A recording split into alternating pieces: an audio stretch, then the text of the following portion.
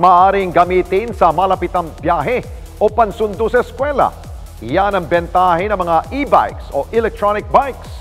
Ngunit ang dumaraming kaso ng mga nakikitang e-bike sa mga pangunahing kalsada at minsan pa nga ay sa South Luzon Expressway o SLEX, nakababahala na po. Ang ating pagsisiyasat sa isyu mga tinaguriang makabagong hari ng kalsada, inyo pong tutukan.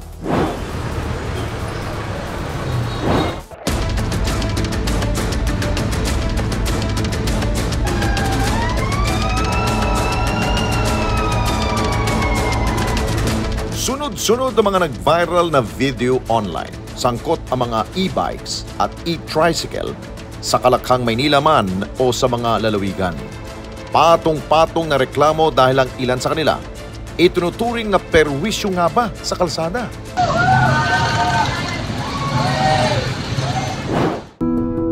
Ang e-bikes o electric bike ay isang uri ng transportasyon na ginagamit sa ngayon ng maraming Pilipino. Maliban sa hindi ito nangangailangan ng gasolina, mura rin at abot kaya ang ilan sa mga ito. Sa inilabas na Administrative Order ng Land Transportation Office o LTO noong 2021, may detalyadong polisiya na at classification ang mga electric bikes na ito.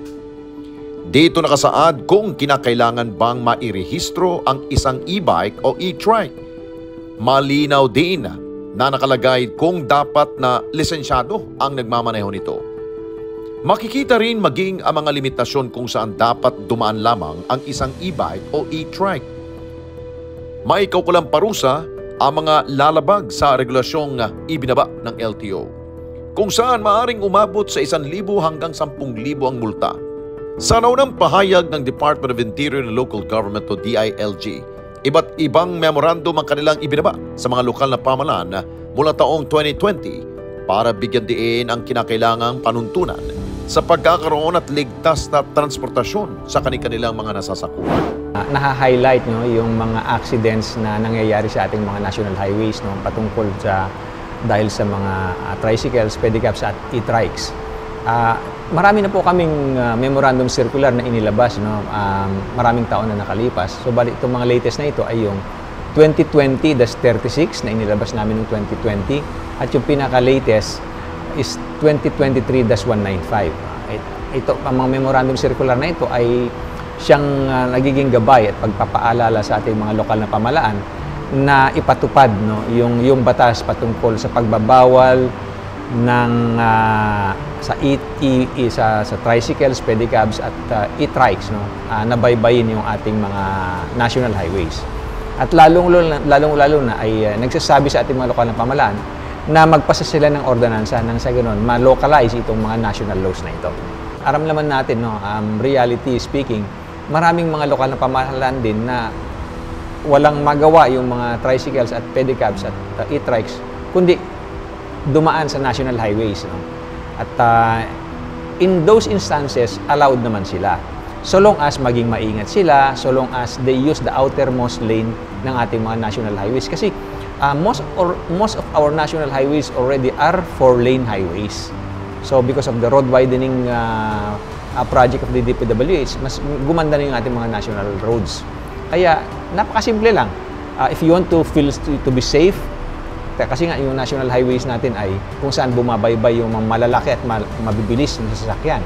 So gamitin mo yung outermost lane nang sa ganun ay you will not cause traffic and then you will not pose risk or hazard to other commuters. Pag-amin nila, alam ng kanilang kagawaran ang mga kumakalat na video online at nababahala rin sila sa dumaraming kaso ng aksidente sangkot ang mga electric bikes at electric trikes. Si Secretary talaga nagsalita na rin tungkol dyan. At ako personally, I've experienced dealing with yung mga pasaway ng mga drivers. Because I am from the north, I am from Tuguegarao. And every now and then, I travel to Tuguegarao by land. So talagang matutuwa ka pag may mga nakikita ka na nandun sa gilid.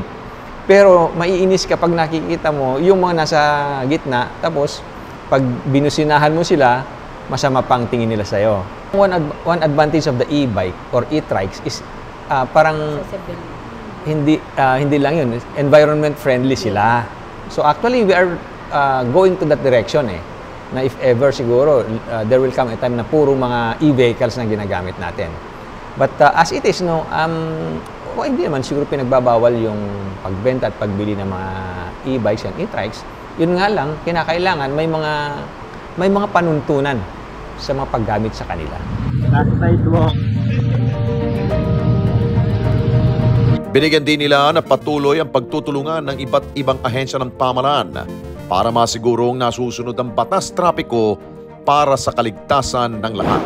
Napaka-importante na nag-usap-usap kami kasi katulad ng DILG, yung policy on e-bikes or e-trikes, it's not really within the mandate of the DILG. Ang may mandato dyan is yung Department of Energy, Department of Transportation, Land Transportation Office, Land Transportation Franchising Board, LTFRB, and in Metro Manila, it's MMDA. So sila talaga yung kailangang bumuo ng comprehensive policy that will govern the use of e-bikes and e-trikes. Actually, pag nagpapalabas kami ng memorandum circular, ang reference namin ay yung memorandum circular ng mga ahensya na nabanggit ko kanina. One of the biggest challenges is, while maraming matitino at maayos na mga drivers, hindi naman kaila na marami rin ang matitigas at mga pasaway na driver. So, yun yung mga challenges. Pero sabi nga natin sa mga lokal na pamahalaan, kung meron silang ordinansa, kailangan i-enforce nila ito. Kasi sayang lang naman yung paggawa ng mga ordinansa na yan kung hindi naman talaga i-enforce. Sa panig naman ng Department of Trade and Industry o DTI, bagamat nasusuri nila ang ilang parte ng e-bike tulad ng baterya at mga saksakan, hindi nila nasusuri ang iba pang aspeto nito dahil sa kawalan ng maayos na pamantayan.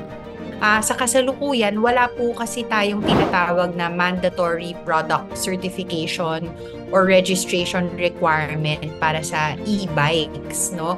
Ngayon pa lang, kumbaga, kung meron tayo for the e-jeepney at yung mga parts ng e-bikes na ginagamit, yung sinasabi nating baterya, yung charging equipment, yung mga socket outlets, pero yung kabuuan ng e-bike, wala pa tayo ngayon na product certification na mandatory requirement. Kaya ang kinalalabasan yan, ang mga e-bikes na laganap ngayon sa merkado, hindi yan na i-check ng DTI for reliability, safety, environmental soundness, for comfort, kasi nga wala tayong standards pa as of now.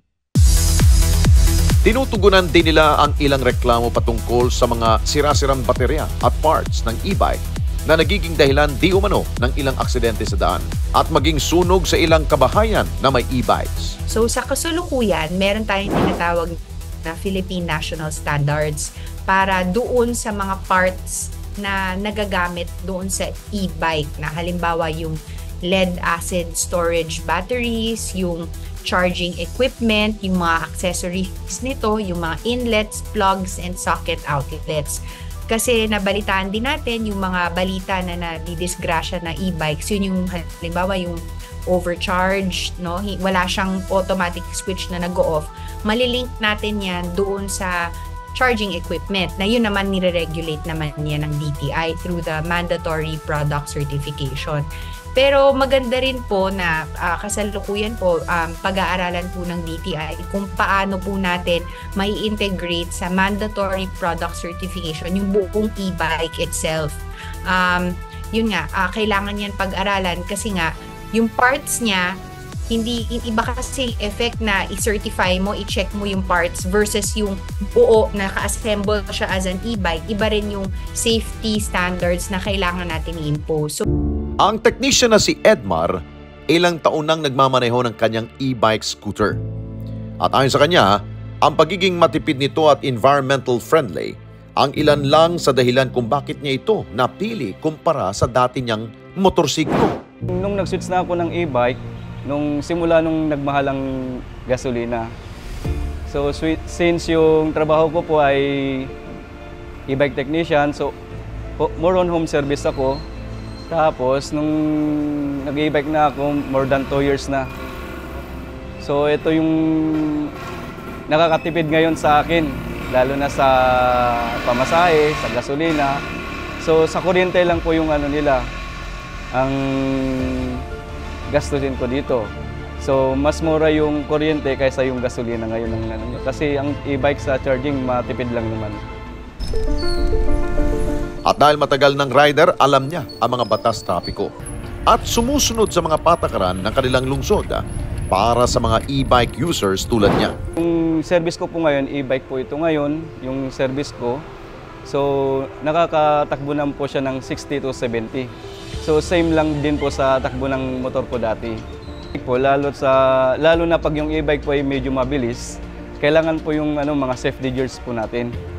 Lalo na yung speed ng e-bike mas mabilis or over 50 over siya, yung speed niya. Kailangan may lisensya din yung magdadrive. Kailangan naka-helmet, naka-shoes, para iwas din po tayo sa sita. Payo niya sa kapwa e-bike drivers, sumunod at huwag maging pasaway sa lansangan. Kailangan talaga alam nila yung mga traffic rules. Kasi minsan may mga nakikita ako na naka-e-trike, mga bata, ganyan. Dapat alam din po nila yung mga traffic rules and regulations para iwas sila sa mga disgrasya. Tunay nga naman na may pagmamalaki ang mga uri ng transportasyon tulad ng e-bike o e-trike. Dahil environmental friendly na, matipid din ito at napapakinabangan talaga ng ating mga kababayan. Ngunit kalakip na mga pagbabagong ito ang pagiging responsable ng mga gumagamit nito. Siguraduhin ligtas ito, hindi lamang para sa inyong sarili, pero maging sa inyong kapwa.